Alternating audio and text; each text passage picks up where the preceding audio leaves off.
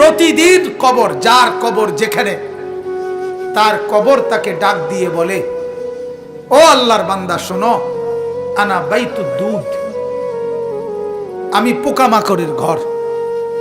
আমার বাপ শুনেন, যুবক আপনারাও শুনেন, আপনারাও শুনেন, কবর কিন্তু নির্দিষ্ট কোনো বয়সে যায় না বাপ।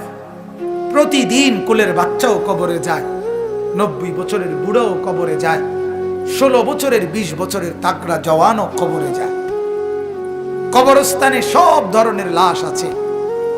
এজন্য কবর ডেকে বলে, ও আল্লাহর বান্দা, আমি পোকামাকড়ের ঘর। সেই ব্যক্তি যে একটা মশারি ছাড়া, একটা সামান্য মশার কামড় সহ্য করতে পারো না, একটা মশা কানের কাছ দিয়ে গেলে তোমার ঘুম ভাঙ্গা যায়, মশারি টাঙ্গাও, কয়েল জ্বালাও, অ্যারোসল লাগাও, এত কিছু করে তুমি মশার একটা আওয়াজ থেকে, কামড় থেকে বাঁচতে চাও।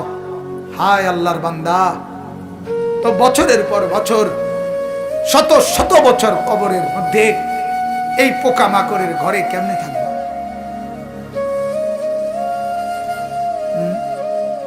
বলে কবর প্রতিদিন বলে, আনা বাইতুল ওয়াহদা, ও আল্লাহর বান্দা, আমি কিন্তু একাকী ঘর, একাকী ঘর, কেউরে পাবা না, কেউরে না। আমার বাপ, এই পৃথিবীতেও একাকিত্বের যন্ত্রণা বড় সাংঘাতিক।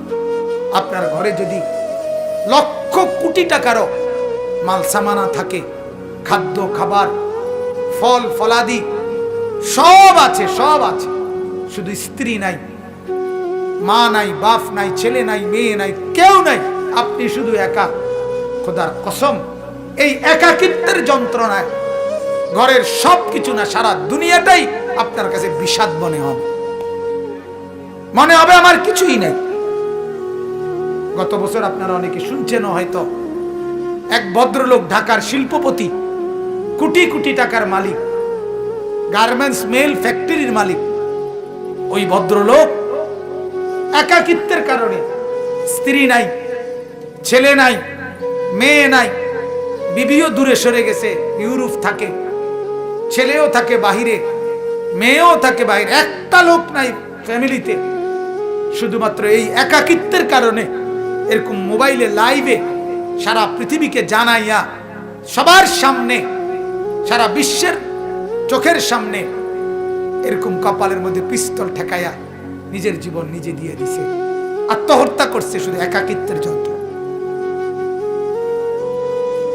এজন্য কবর ডাক দিয়ে বলে, আনা বাইতুল ওয়াহদা, আমি একাকী ঘর, কাউকে পাবা না। আনা বাইতুল গুরবা, কবর বলে, ও আল্লাহর বান্দা, আমি অপরিচিত ঘর, কাউকে চিনবা না, ডানে বামে কিছুই বুঝবা না, মাটি ছাড়া আর কিছুই চিনবা না, আমি অপরিচিত ঘর। দুনিয়ার এক মানুষ আর এক মানুষের বাড়িতে গেলে মোটামুটি বুঝে, এই রুমটার সামনের রুম, প্লাস্টিকের দরজাওয়ালা, এটা একটা বাথরুম, চুলা টুলা দেখা যায়, ওইটা রান্নার ঘর, মোটামুটি মানুষ আইডিয়া করে। কিন্তু কবর বলে, দুনিয়ার কোনো ঘরের সাথে আমার এই ঘর মিলবে না বাপ, কোনো কিছুর সাথে এটা মিলাইতে পারবে না, অপরিচিত ঘর। আল্লাহ আমাকে মাফ করে দেন। এজন্য বাপ, অনুরোধ করছি, কবরের ফিকির করেন, কবরের ফিকির করেন।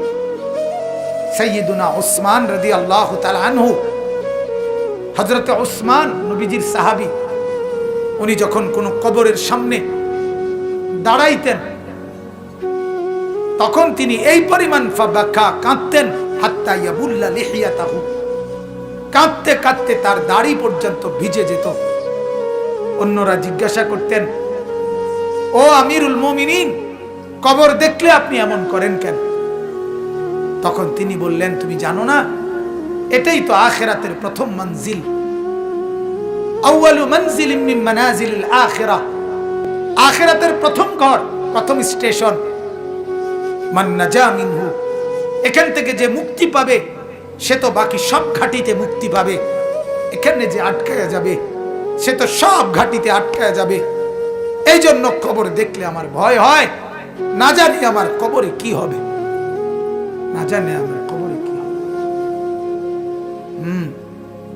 হযরত ওমর রাদিয়াল্লাহু তাআলা আনহু, হযরত ওমর আমরা কিতাবে পড়ছি, ইন্তেকালের পূর্ব মুহূর্তে ওনাকে বর্ষা ছুরি দিয়ে আঘাত করা হয়েছিল এক কাফের বেঈমানে, নামাজ অবস্থায়, ফজরের নামাজ পড়া অবস্থায়। ওনার এমন হালাত হয়েছিল, 3 দিন উনি মুখ দিয়ে কোনো খাবার দিলে এদিক দিয়ে বের হয়ে যাইত, ওষুধ পানি সবকিছু। এইভাবে ছুরি দিয়ে গাই দিছে ওনাকে 8-10টা। এরপরেও হযরত ওমর রাদিয়াল্লাহু তাআলা এই অবস্থায় মুমূর্ষ, তখন তিনি চকির মধ্যে, খাটিয়ার মধ্যে ওনাকে শোয়াইছে, আর সবাই কাঁদতেছে। উনি তখন চোখের পানি ফেলে দিয়ে হযরত ওমর তার ছেলে আব্দুল্লাহকে বলছে, আব্দুল্লাহ, আমাকে তুমি চকির থেকে, খাটিয়ার থেকে মাটিতে নামাও, আমি কবরে যাব কিছুক্ষণের মধ্যে, আমারে মাটিতে নামাও, আমার গাল মাটির মধ্যে ঘষা লাগাও, দা খাদ্দি আলাল আরদ, আমার গাল মাটিতে রাখো, আমারে মাটিতে ফেলায় রাখো, আসা রব্বি আন ইয়ারহামানি, যেন আমার আল্লাহর একটু দয়া হয়, আল্লাহ যেন আমারে মাফ করে দেয়। যেন আল্লাহ বলতে না পারে, ওমর মরার সময়ও ঘাটে উঠতে রইছ, অহংকার করছিস, এটা যেন বলতে না পারে। এই ছিল সাহাবায়ে কেরামের ফিকির ভাইয়া, ফিকির। হ্যাঁ, হাদিসের মধ্যে আল্লাহর নবী সাল্লাল্লাহু আলাইহি ওয়াসাল্লাম বলছেন, কসম, হাদিস এটা, নবীজি বলেন, কোন নাফরমানের লাশ যখন কাঁধের মধ্যে করে কবরস্থানের দিকে নিয়ে যায়, এই পরিমাণ চিৎকার করে, এই পরিমাণ চিৎকার করে নাফরমান বলে, আল্লাহর দোহাই তোমাদের, আমার লাশ ওই কবরস্থানে নিও না, আমারে কবরে রাইখো না। আল্লাহর নবী সাল্লাল্লাহু আলাইহি সাল্লাম বলেন, মানুষ ব্যতীত আল্লাহর সব মাখলুক ওই চিৎকার শুনতে পায়, ওই চিৎকার শুনতে পায়। এই কবরে যাওয়ার আগে চিৎকার, লাশের চিৎকার। আল্লাহর নবী সাল্লাল্লাহু আলাইহি সাল্লাম বলেন, যদি ওই নাফরমানের চিৎকার তোমাদের কানে একবার শুনতা, তাহলে পৃথিবীর কোন মানুষ কোনদিন কারো লাশ খাটের মধ্যে কান্দে নিত না, কারণ যদি চিৎকার মারে এই ভয়ে, তাহলে রাস্তায় পড়ে থাকতো লাশ, কুকুর আর বিড়ালে খাইত। হাদিস আমার বাপ। অতএব কবরের ফিকির করে। আল্লাহর নবী সাল্লাল্লাহু আলাইহি ওয়াসাল্লাম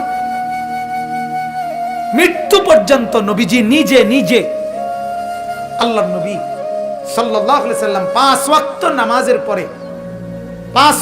নামাজের পরে নবীজি যে কয়টা জিনিস থেকে পানাহ চাইতেন, আল্লাহর কাছে মুক্তি চাইতেন, তার মধ্যে একটা হলো কবরের আযাব।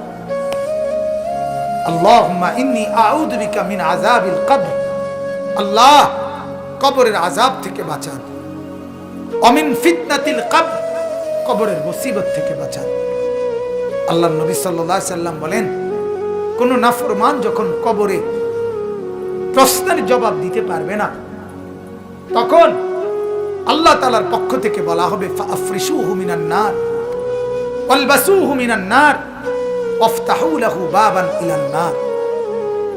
ও ফেরেশতারা, এই নাফরমানের কবরে জাহান্নামের বিছানা বিছায় দাও, জাহান্নামের পোশাক পরায় দাও, জাহান্নাম বরাবর দরজা খুলে দাও। কিয়ামত পর্যন্ত এভাবে জাহান্নামের আগুনের পোশাক আর বিছানার মধ্যেই ধাউ ধাউ করে জ্বলবে। আল্লাহর নবী সাল্লাল্লাহু আলাইহি সাল্লাম বলেন, নাফরমানের কবরে এমন একজন ফেরেশতাকে পাঠানো হবে, যেই ফেরেশতা আমা ওয়া আসাম্মু, অন্ধ এবং বধির, চোখেও দেখে না, কানেও শোনে না, লোহার একটা মুগুর দিয়ে একটা একটা বাড়ি মারবে, 7 তবক জমিনের নিচে দেবে যাবে, আবার উঠবে, আবার মারবে। আর ওই নাফরমান কবরে চিৎকার করবে, ভীষণ কান্নাকাটি করবে। কিন্তু ওই ফেরেশতা তো চোখেও দেখে না, কানেও শোনে না, তোমার চিল্লানি শুনবে কি? আল্লাহ আমাকে মাফ করে দেন। এজন্য রাত গভীরে আপনাদেরকে বললাম, ভাই আমাকেও বললাম, উসিকুম ওয়া ইয়া, আপনাদেরকেও নসিহত করছি, আমাকেও। প্রত্যেকে কবরের প্রস্তুতি নেই। আল্লাহ তাআলা বলছে, বান্দা কি হলো? বান্দা হলোটা কি? মাটির উপরে একটা ঘর, সেটারে কত যত্ন করে সাজাইলা, কত দামি টাইলস, কত খাট পালং সোফা, ফার্নিচার, ফ্রিজ, এসি, দরজা জানালা, কত সুন্দর করে মাটির উপরের ঘর সাজাইলা। আহা বান্দা, তুমি কি জানো না মাটির নিচেও তো তোমার আরেকটা ঘর আছে, সে ঘরের নাম কবর। ওইটাকে সাজাইলা না কেন? ওই ঘর সাজাইলা না কেন?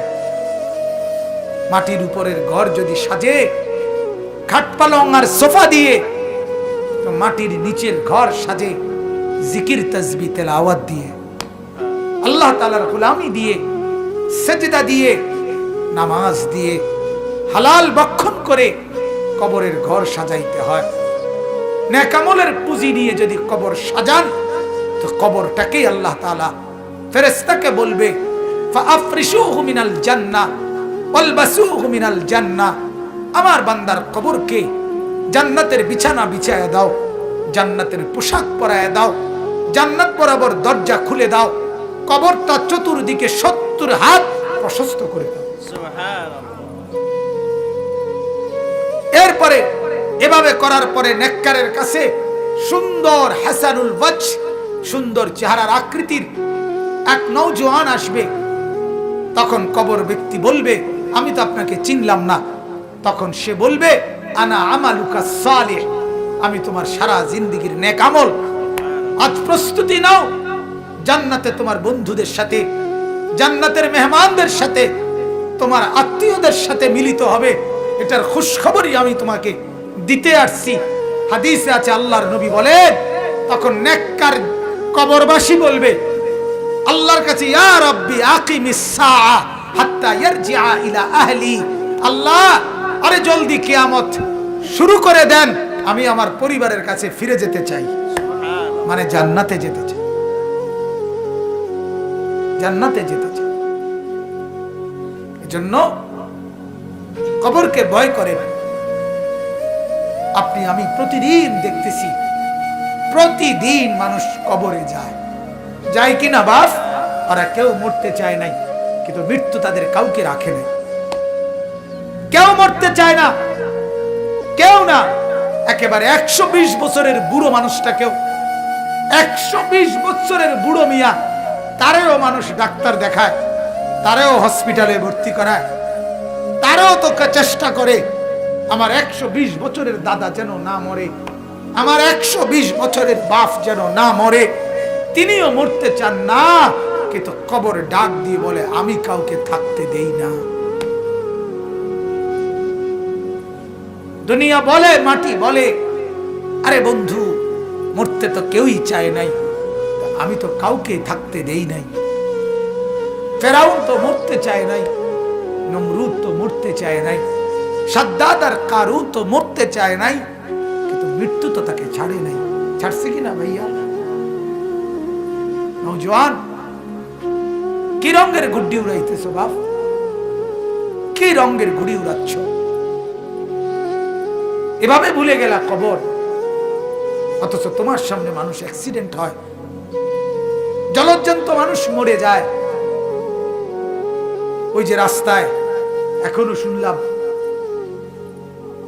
হ্যাঁ, ছোট্ট বাচ্চা সহ মারা গেছে। এই তো আমাদের চান্দিনা রাস্তায়। আমার মাদ্রাসার হাফেজ সাহেব, আমার মাদ্রাসার উস্তাদ এখনো আছে, হাফেজ মামুন। তার বাবা, তার মা, তার 4 বছরের বোন ঢাকা থেকে আসতেছে, নরসিংদী গাড়ি ডিস্ট্রিক্টের সাথে লাগছে। মার কোলের থেকে বাপ কোলের ওই 4 বছরের মেয়েটারে নিজের কোলে লইছে, লইয়া জড়াইয়া ধরছে। এই সময় একটু পরেই এই ট্রাকে বাড়ি খেয়া বাপও মারা গেছে, কোলের বাচ্চাটাও মারা গেছে, মা বাইচে গেছে। আমার কাছে মনে হয়েছে যেন মা তার স্বামীর কোলে দিয়ে বলছে, ধরো তোমার বাচ্চাটাকে নিয়ে যাও তোমার সাথে। তাই রে বাপ, বলেন না, ছেলেদেরকে কে বুঝাবে? ওরা মনে করছে আমরা এত সকাল মরবো না, আর কিছুদিন গুনাহ করি, আর কিছুদিন উলঙ্গ ছবি দেখি, আর কিছুদিন নাচ দেখি, ছবি দেখি, অশ্লীল বেহায়াপনা।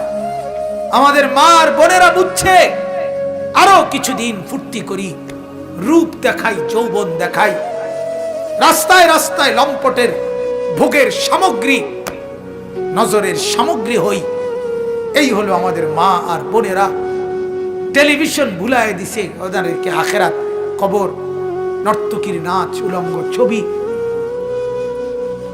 গান, বাদ্য, নাটক, সিনেমা, নাচ, গান, ফুর্তি ভুলায় দিছে, ভুলায় দিছে। ঘূর্ণিঝড়ের পরের দিন আমি নরসিংদী গেছি, গিয়ে দেখি রাস্তার পাশে এরকম প্যান্ডেলের ভিতরে যুবক যুবতী ওপেন নাচতেছে, ডেক সেট বাজতেছে। আগের দিন ঘূর্ণিঝড়, অর্থাৎ ঘূর্ণিঝড় যে বিদায় নিছে এই কারণে খুশিতে আল্লাহর দুশমনরা কতক্ষণ নাচত। আল্লাহ আমাদেরকে মাফ করে দেন। অতএব আমার বাপ, আমি মনে করাই দিলাম, আমার জন্য আপনাদের জন্য কবরের সামান বানান, কবরের প্রস্তুতি নেন, কবরের কথা ভাবেন, মৃত্যুর কথা ভাবেন। আল্লাহ নবী সাল্লাল্লাহু আলাইহি সাল্লাম বলছেন, কাফা বিল মাউতে ওয়াইজান, ওয়াজের জন্য ওয়াজ, এই যে এখন ওয়াজ মাহফিল না, এটা তো নবীজি বলছে ওয়াজের জন্য মৃত্যুর কথা বলা, মৃত্যুর স্মরণ, এটাই যথেষ্ট, এটাই সেরা ওয়াজ, যে মৃত্যুকে স্মরণ করা। অতএব আল্লাহ তাআলা কোরআনে বলছে, কুল ইন্নাল মাউতাল্লাযী তাফিররুনা মিনহু ফাইন্নাহু মুলাকীকুম, মৃত্যু থেকে তুমি যেখানেই পলায়ন করো না কেন, সে তোমার সাথে দেখা করবেই। আইসিইউর ভিতরে ঢুকাইলো ওইখান থেকেই আজরাইল নিয়ে আসবে, নিয়ে আসবে। আল্লাহ তাআলা আমাদেরকে কবর বুঝার, মৃত্যু বুঝার, সবক নেওয়ার তৌফিক দান করে।